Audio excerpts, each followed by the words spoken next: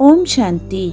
आज 5 अगस्त 2025 की साकार मुरली का विश्लेषण और स्वचिंतन बिंदु। आज की मुरली में शिव बाबा ने 2 गहन बिंदुओं पर प्रकाश डाला है। पहला, पतित आत्माओं को भी ज्ञान देकर पुनः देवता बनाने की दिव्य सेवा करनी है।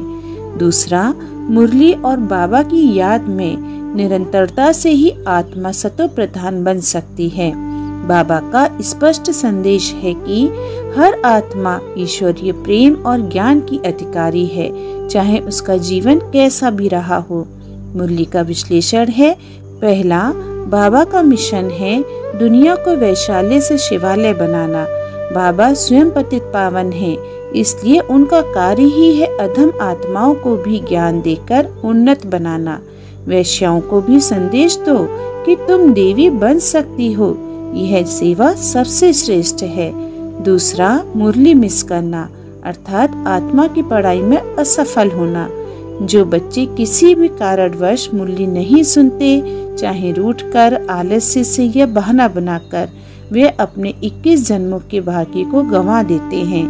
बाबा की हर मुरली में नई युक्तियाँ और शक्ति छुपी होती है। तीसरा, सेवा करने के लिए चरित्र में रॉयल्टी जरूरी है। बाबा कहते हैं चाल, वाणी, दृष्टि और व्यवहार में दिव्यता होनी चाहिए, तभी हमारी सेवा प्रभावशाली होगी और दूसरों को भी आकर्षित करेगी। चौथा, साहसी बनो। अधमों की सेवा ईश्वरीय हिम्मत मांगती है। समाज क्या कहेगा, इससे नहीं डरना है। सेवा का साहसिक मार्ग अपनाकर सच्चाई और करुणा के साथ अधम आत्माओं को भी ज्ञान देना ही सच्चा ब्राह्मण धर्म है। पांचवा, आत्म अभिमान और याद की शक्ति से ही पावन बनेंगे।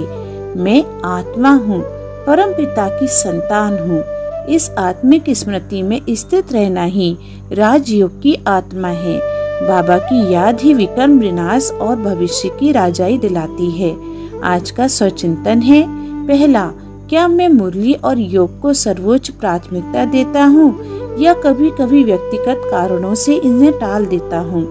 दूसरा, क्या मेरी सेवा, मेरी स्थिति और मेरी चाल चलन में वह सच्ची रॉयल्टी और रूहानियत है जो दूसरों को दिशा मिल सके? अव्यक्तिशाली हैं, परमात्मा प्रेम में इतना रचो बसो कि हद की कोई भी परिस्थिति तुम्हारी स्थिति को हिला न सके।